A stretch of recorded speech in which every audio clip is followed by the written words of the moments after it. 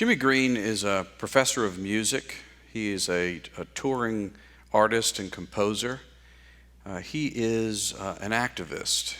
He is what he has become because of his willingness to enter and participate in the journey of hope as one person wrote amidst the backdrop of divisiveness and widespread violence and angry, agitating rhetoric. Many of us have found reason for hopelessness and disengagement. Jimmy Greene brings more reasons than most of us for these things, having lost his daughter to a mass shooting at Sandy Hook in 2012. And yet since then, he's done at least 3 albums, choosing to push his pain into the arms of God, asking for the strength for the deliverance. His music, his spirituality is expressed in so much of his music over the years, with titles like Brand New World, The Overcomer's Suite, Mission Statement, and then A Beautiful Life, a tribute to his daughter Anna, and now While Looking Up. He said he's been guided by the inspirational words of his pastor, if I'm not able to find strength or peace by looking inward or by looking outward, I have to look upward. Ladies and gentlemen, Jimmy Greene.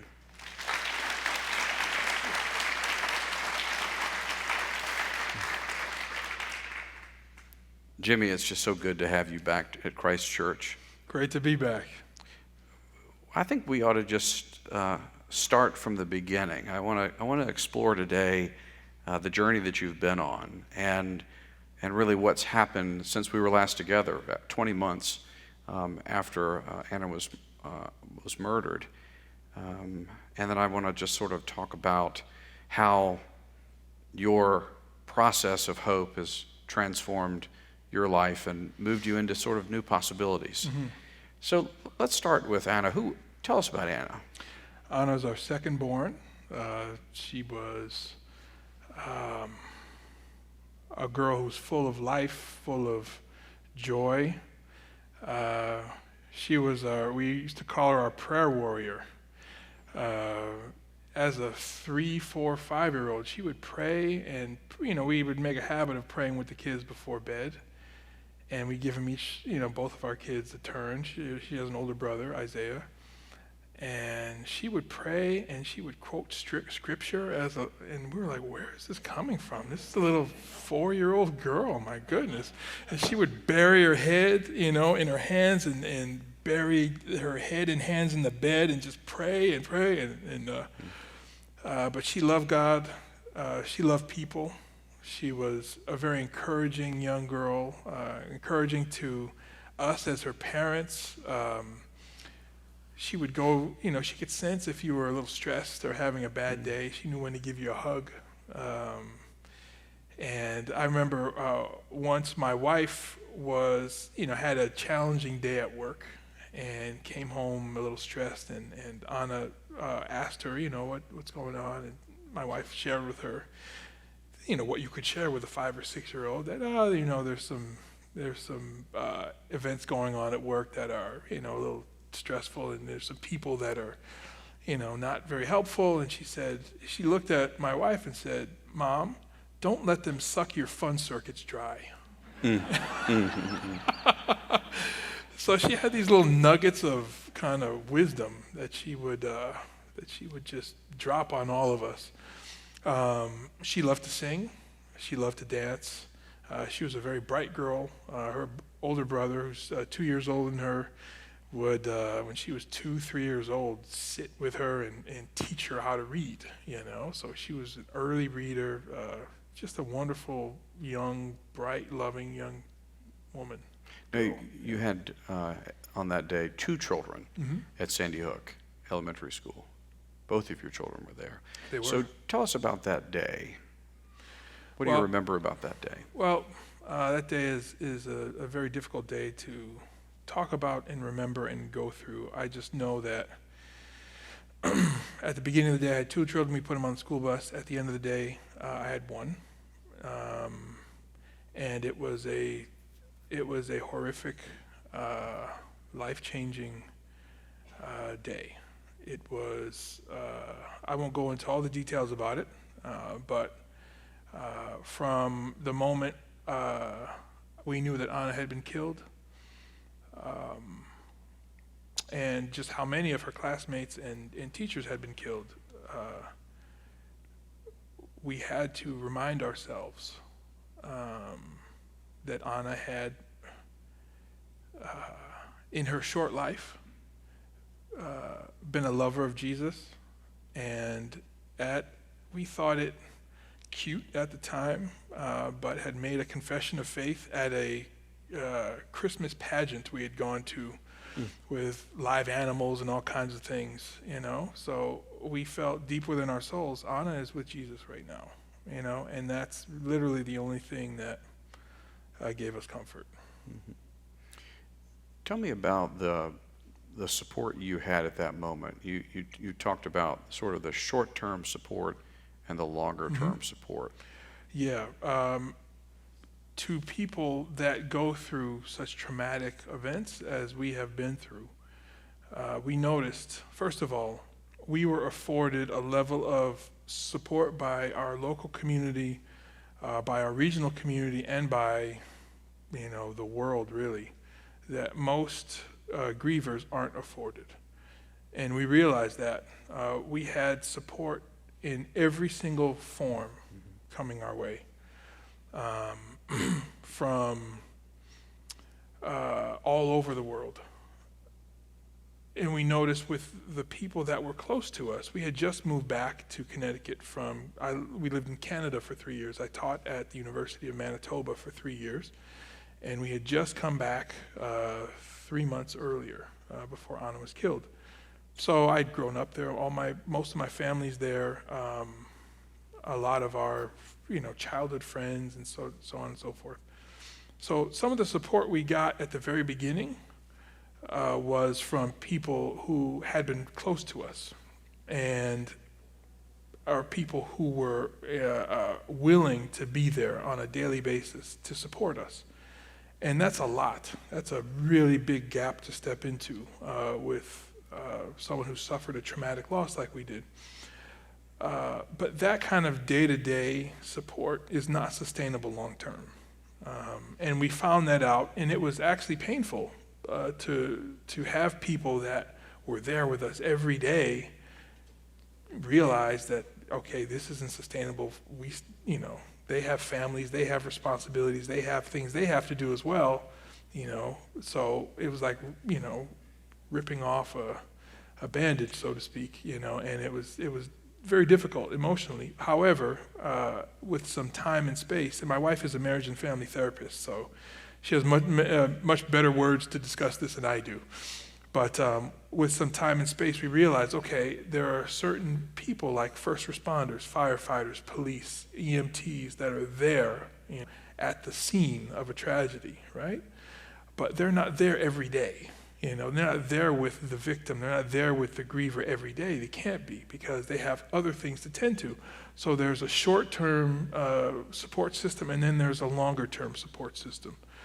And it's important not to mistake the long-term support system for people who are aloof, or people that don't care, or people that, have forgotten. It's just that they are measured, and those people are every bit as needed. So we have some folks in our lives that were not there every day at the beginning, but have consistently been there. And now we're going on 9 years. So that's very, very important, I think, for a grieving person, is to have both levels of support, because they're both needed. Well, say something to me about words that people gave you that were helpful and words that really weren't helpful. So, because I think whether something's happened to you or it's happened to someone else, we struggle for words, and some of the words just do not help very much at all. Yes. I can speak for myself. The words that were most helpful were, I'm here, I'm listening, I'll be here, next week or next month or tomorrow, The words that were less helpful were people stumbling over themselves to try to provide for me some silver lining to this tragedy, to try to put a positive spin on it, to try to, in my worst, darkest moments, kind of pivot from what I was feeling into what I should be feeling, And those weren't very helpful. Although well-intentioned, not mean-spirited, but just not very helpful. And I have to say, one of the most meaningful things said to me early on was from my dad. And my dad was never known for being one to talk about his feelings at all. Was never one to talk about anyone's feelings, really, It was very much you do. And pretty soon after Anna was killed, my dad came up to me and shared his process for when his mother died. My grandmother, I never met her. She died before I was born. She died when my dad was 26. And he didn't have a very good relationship with other members of his family, but he had a wonderful relationship with his mother. And his mother passed away, when he was a young man. So he told me at this time, when my mother passed away, your grandmother, I felt like God had taken from me the only family that I had. So I felt like God owed me something, and the world owed me something for my loss. And he said, I made a lot of decisions, and I lived in a way that, was very selfish and very kind of self-serving.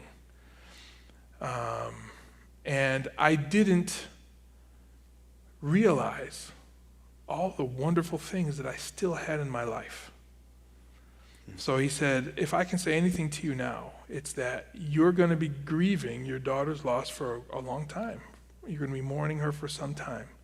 But in the midst of that, just don't lose sight of all the beauty that's in front of you right now. And that still floors me when I think about it. What have you learned about grief?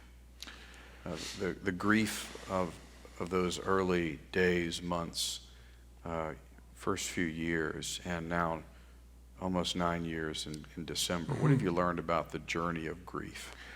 Well, I've learned that certain phrases like time heals all wounds, that,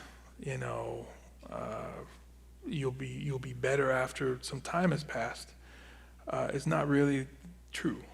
I think the sadness, the mourning, it just changes over time,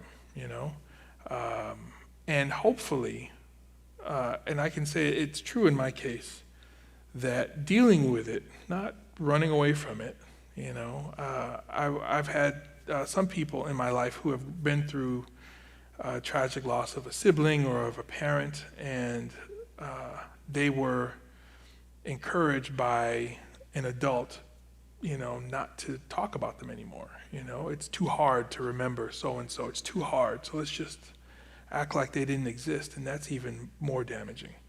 So by dealing with the grief, by confronting it, and we've had a lot of, I say we had a lot of support, we've had a lot of mental health professionals that have, offered their services, been available. We have, in Newtown, there is counseling for all of the families that were affected by the tragedy. And I can say that over time, the grief doesn't get better or easier, it just gets more manageable and more familiar. If you know that, for example, coming up on December, when the air gets cold, and then, you're around Thanksgiving time, and, these familiar things are in the air that kind of trigger those feelings, you expect them, and you have some system of dealing with them, Whereas in the early days, these triggers would come on and you wouldn't know what was hitting you. Now, with some space, you can prepare for it, and you can kind of be aware of what might be coming your way. So I'll say that the pain of losing our daughter is different now because we understand kind of the things that will trigger us into times of year or certain things. But I have to say, you would think 9 years on that we'd be okay, but you start to think, wow, she'd be 15 right now. What would she be into? What would her voice sound like when she's talking? Who would her friends be? And those kind of things. Like would she be getting ready to, play a sport, or would she still really be, into music and singing and dancing? What would she be? Those are kind of hard to see as you see other children her same age doing all those things. And you had this experience when you were composing a piece of music with a choir, a children's choir, Mm-hmm. and you noticed that those children had gotten older. Yeah. For the album that I spent a lot of time composing, arranging, and producing right after Anna was killed, it's called Beautiful Life. The folks that I could go on for days about that album. I probably did when I was here last time because we were right in the middle of it. It was about to be released when we visited last. So I'm sure I went into all of that. But the folks that were the executive producers of the album, Norman and David Chesky. David, who's a phenomenal musician, had the idea of, why don't you have a children's choir, on some of the album? And I had to sit down because the idea was so powerful. And although there are numerous children's choirs that are wonderful, I wanted to have her classmates, children that actually knew her, to be in the choir. So we actually, I had mentioned earlier that we moved back to Connecticut from Winnipeg 3 months before Anna was killed. Well, her classmates obviously are all still in Winnipeg, so we flew up there. I flew up there and we recorded them in their school, and it's challenging to see. And this was fall of 2013. Challenging to see a lot of those little boys and girls had gotten a year older, and they were bigger and they were, more taller and Anna wasn't, Anna was not with us. That was a challenge. What do you do in your darkest days?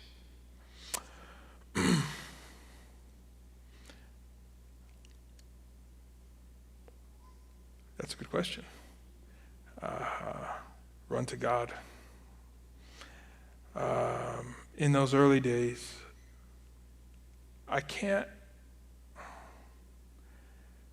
God has given me certain things through this journey to sustain me. One of the first ones was the night before my daughter was killed. I might have mentioned this last time we were together. We all ate dinner at a restaurant near us. I had a long day at the university. We were hearing end of the semester juries. It was my first semester at the school where I still am a professor at Western Connecticut State University.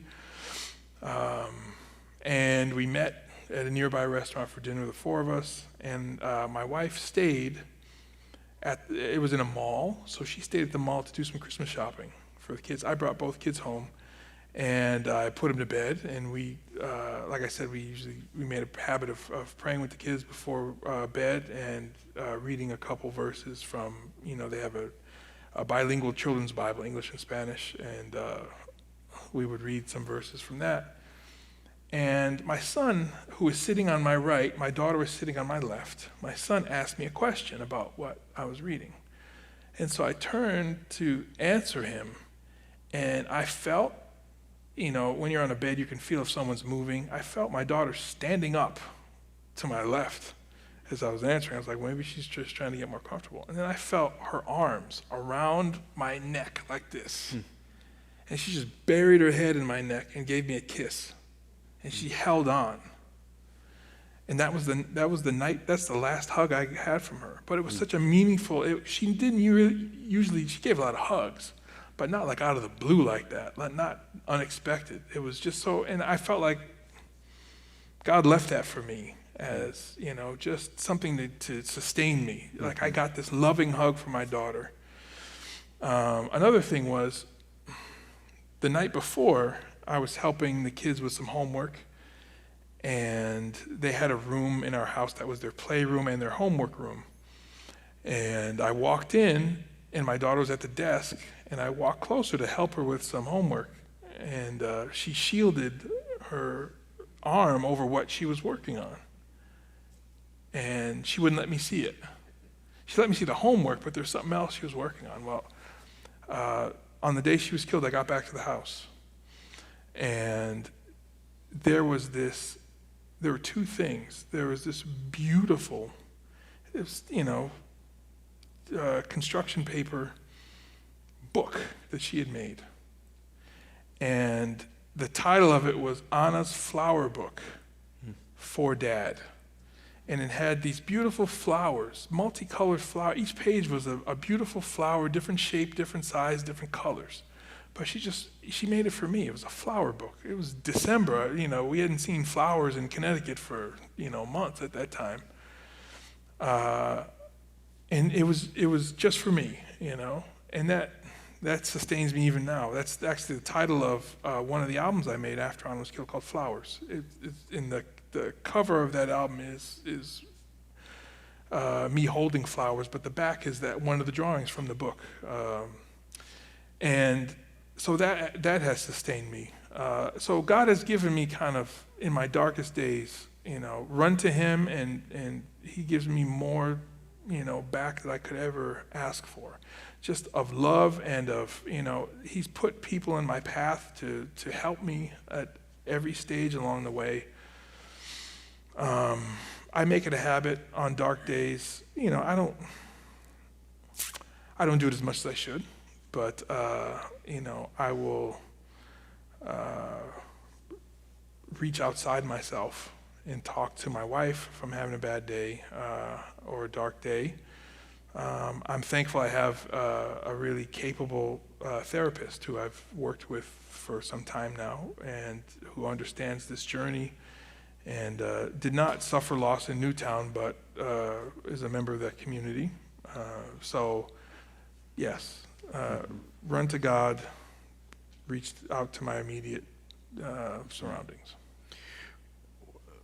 Well, we're thinking about hope in the pit, and we're in the pit right now, thinking about the pit. But as we think about the process of hope, you've spoken about the emotion, the crying out to God, the therapy, which I think we're learning more and more about the need to avail ourselves of a place to talk about what we're feeling and really trying to understand it and honoring the experience, honoring the memory, and which is a living memory.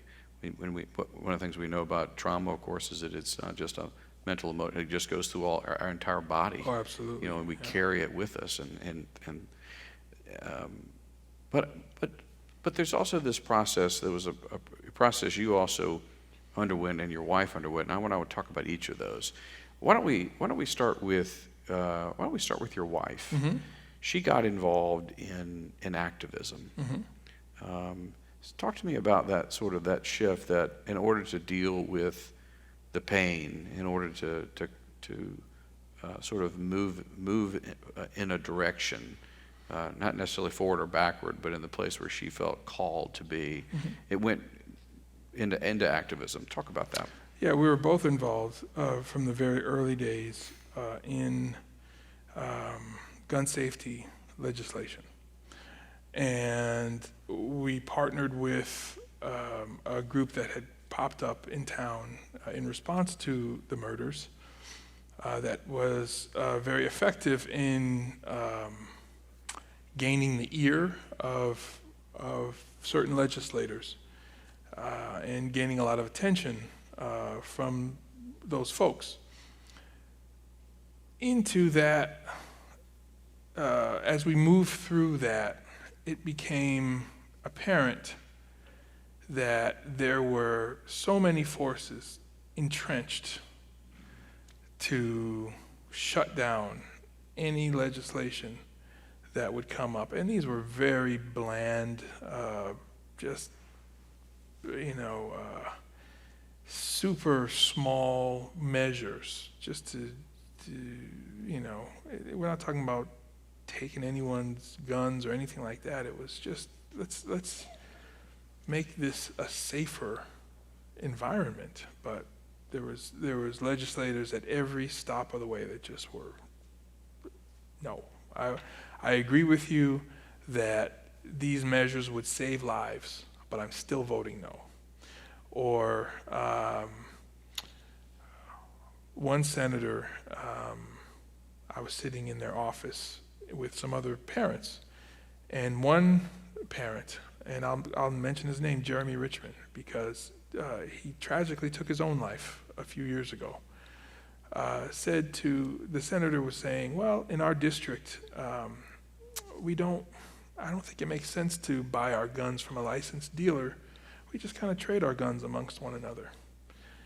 And Jeremy just really brilliantly said, interesting. So tell me, Senator, in your district, how do people get driver's licenses? Do you have to go to the DMV, or do you just trade licenses among one another? And the senator sat there in silence. He had been outed pretty much. So we faced this kind of opposition. And we quickly realized that to honor our daughter, and what we wanted to put our energies into was honoring her, and that this didn't feel very honoring of her. The roadblocks, the feeling that, we lost our baby and no one is willing to change a thing. So we decided to put our energies into things that honor her. And for me personally, it was leaning into music. Music is a language in and of itself that is able to communicate so effectively across generations, across ethnic and cultural lines. And my wife, who is a licensed marriage and family therapist and has been for, before our daughter was killed, decided to lean into our family foundation, which is called the Honor Grace Project. So in doing so, there have been many, many doors that have been opened, not just to, the slogan of the Honor Grace Project is creating love, community, and connection for every child and family. And that is our way, by creating love, community, and connection, to hopefully stem the tide of gun violence specifically, and violence from taking young lives. And that activism, and we're both, she is the heart and mind and hands and feet of the Honor Grace Project. I offer support because, as Pastor Chip mentioned, I'm a professor at Western Connecticut State University, and I'm very involved in my career in music. But my wife has taken the reins of that, our family foundation, and really moved it in some wonderful directions. One of the things that came up, and it's funny to say came up because it's always been there, but along the voices around Sandy Hook and finding safety in suburban neighborhoods, one of the things that emerged was, okay, we're talking about safety in suburban neighborhoods. Let's talk about safety in the inner city. And the conversation moved toward, why is it that children, and especially a lot of white children, can experience loss, and it's a national tragedy and event, but black children, children of color, are killed with great frequency, and no one ever says anything about that, at least beyond the news cycle of a couple of days, a couple of weeks. So talk to me about holding those two truths together. Yes, fairly early on, after Anna was killed. Anna was the only young girl of color that was killed in Sandy Hook. I'm African American. My wife is from Puerto Rico. Shortly afterward, you know, days, weeks, months, there's always some sort of event that takes a young person's life. One happened fairly close to where we live in New Haven, Connecticut, and it was a young African American woman who was killed, and the parents cried out, you know, where is the support that the whole world is giving to Newtown? Where is that support for us? And that resonated. It really did. There is a huge disparity in the attention, the resources poured into gun violence that happens within city limits versus gun violence that happens in suburbs. And it does fall along racial lines. So one of the things that was very intentional about some of the activities we do with the Honor Grace Project was to address that. For example, there were some amazing firefighters, first responders, who decided to erect a playground in honor of each of the children that was killed. So the playground could be erected in any location that the family wanted. And some did a playground, some had directed the folks to, you know, erect playgrounds by the beach where they spent time as a family, or in a specific park, or in areas that were suburban mostly. And we decided, you know, my wife and I are from an area of Connecticut that has a very big wealth disparity and demographic, ethnicity, race disparity between city and suburb, the Hartford area. So we decided there's a park that straddles Hartford and West Hartford, and this was all very strategic. We wanted Anna's park, Anna's playground, to be right there on the border of the city and the suburbs, you know, and so that, you know, these communities now have access. They could see, you know, and her face is prominent in the playground. They could, folks of color can see her face and play on a playground with someone and remember who she was. And, you know, for us that was very, very meaningful. Mm-hmm. But yes, there needs to be more attention paid to the losses that are experienced among communities of color and in cities. There's no excuse for apathy. There's no excuse for saving all the resources and the attention for when it happens in the suburbs. Well, I highlight that journey because and the journey continues because I think it's really important to see that the journey begins for so many people in great loss, and some people just sort of after that collapse down in. But then there are others who, through the journey, find empathy, and which engages them into action. And we have a lot of people in this church who have had experiences with their children, and they're now engaged in some sort of action through volunteerism, fundraising, engagement. But I think it's also interesting that when you stay with it, the journey of activism continues, and all of a sudden there are new questions.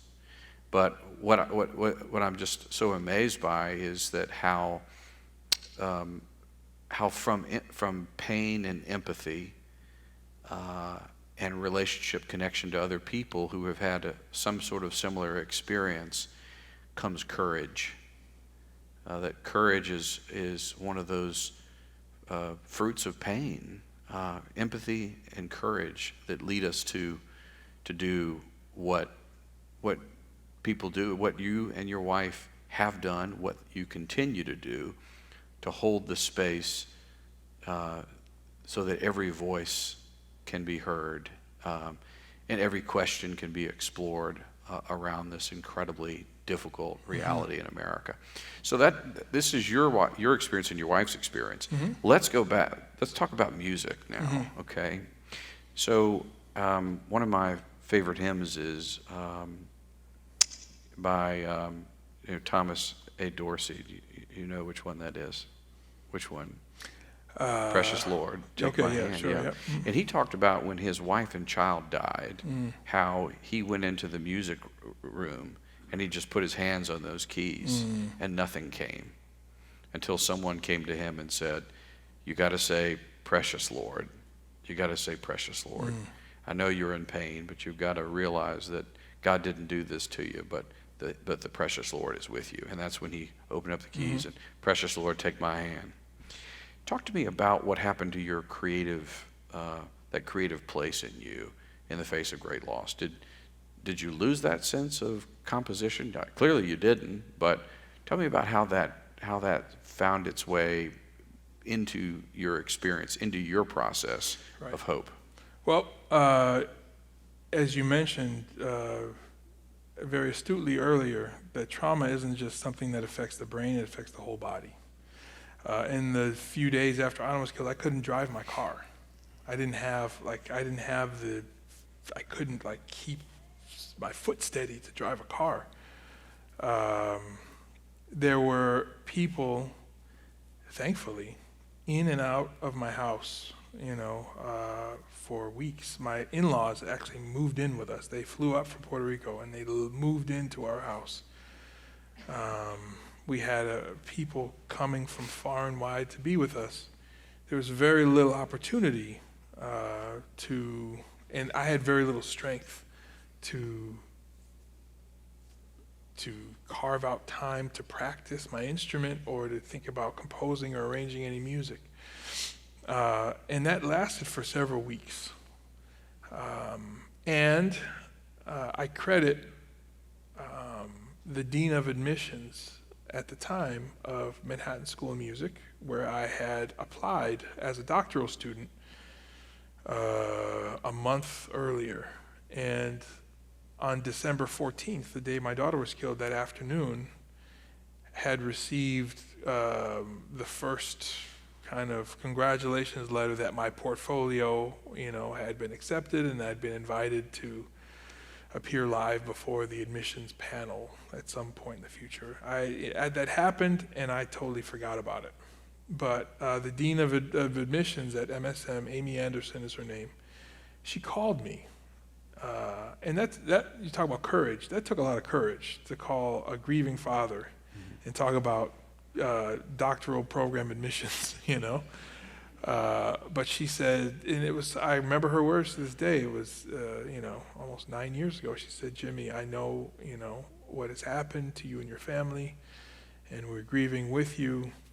Just know that if you choose to move forward with your application process, if you choose not to move forward, that's 100% understandable and fine.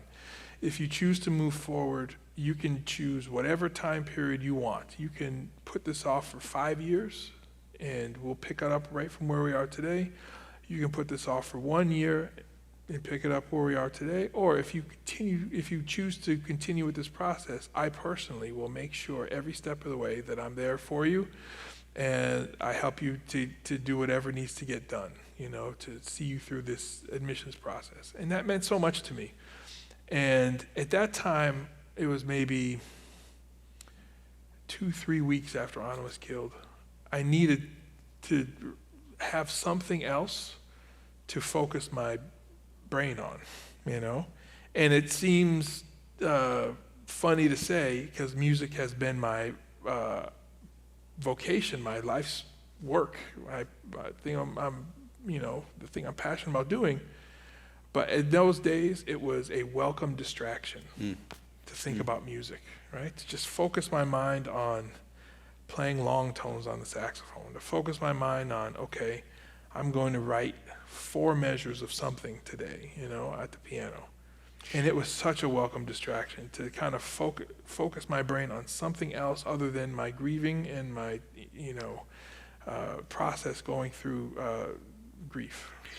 I want to give people the opportunity. It's one thing to talk about music, it's another thing to actually hear it. But tell us about, just briefly about this new album, about the title. And then would you show us what God has brought through your heart and your journey of hope out Sure. in this extremely incredible music? Yeah.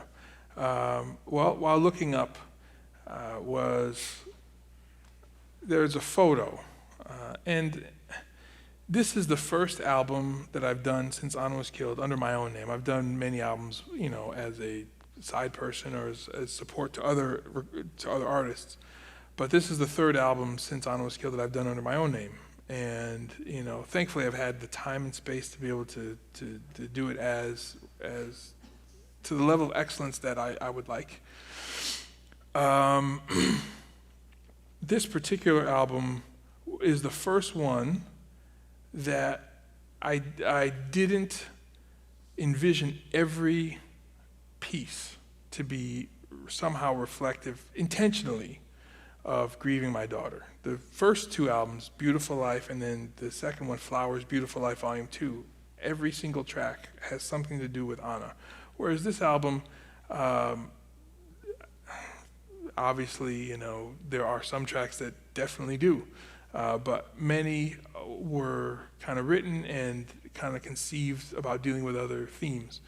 So coming through the very divisive, the ugly period in our country's history of the last 5 or so years, I really felt like the words of my pastor, Leroy Parker, from New Hope Baptist Church in Danbury, Connecticut, those words in a sermon of his, and I reminded him of him saying that. I don't think he even remembered when he said that, but they were his words that still ring in my ears now. If I'm not able to find peace by looking outward to my immediate surroundings, to the people who are immediately around me, if I'm not able to find peace looking inward, I have to look up, And while looking up, to me, was very symbolic of my journey. I have to look up. And so the album is the manifestation of what happens while looking up, And I was just thumbing through some old photos. And I didn't put this photo in the album, but I very well could have. It was when both my kids were small, and it was of me holding each of them, one in one arm and one in the other. We're sitting on the grass in our front yard, and I'm staring into the camera smiling. My son Isaiah staring into the camera smiling, and my daughter is looking up. Yeah. So, while looking up. Will you share some of that with us? Sure. I'd like to play a medley of 2 hymns. One of them is the first track from the album Beautiful Life, and they'll be very, very short. Come Thou Almighty King, which on the album features my daughter. Actually, there's a video recording my wife made of my daughter singing and my son playing piano. And so that I used a snippet of that in the track on the album. So I'll play that. And then talking about psalmists who wrote songs in moments of great despair, I believe his name is Horatio Spafford, wrote, It Is Well With My Soul, after just losing his wife and I believe 2 daughters in a shipwreck in the Atlantic. And the words are, when peace like a river attendeth my way, when sorrow like sea billows roll. So 2 very opposite realities, right? In joy and in great sorrow. Whatever my lot, thou hast taught me to say, it is well with my soul. So in my estimation, that's not hiding from the grief. That's saying there is grief. there is joy, but whatever there is, right? We know that our Savior lives, and we know that, he is abiding in us as we abide in him. So, yeah. Thank you. Come now, Almighty King, and it is well.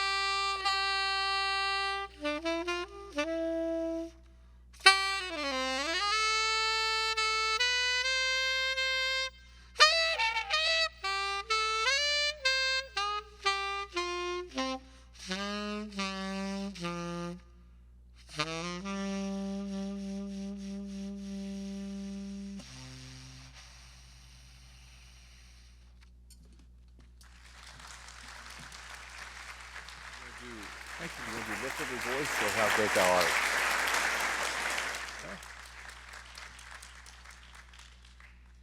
All right. I think to close, I'd like to play a couple more. How about that?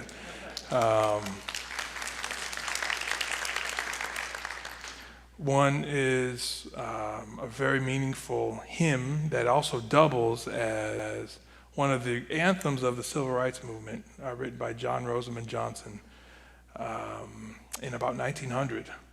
And it's called Lift Every Voice and Sing. And then there is something that I learned very early on in church. My pastor would sing this song, and it was at the top of his vocal range. And he had such a power in the kind of top of his vocal range that every time this hymn was sung in church and he would sing it, like the hairs would stand up in the back of my neck. It was that powerful. And I've recorded it since. It's How Great Thou Art. So this is Lift Every Voice and Sing, and then How Great Thou Art.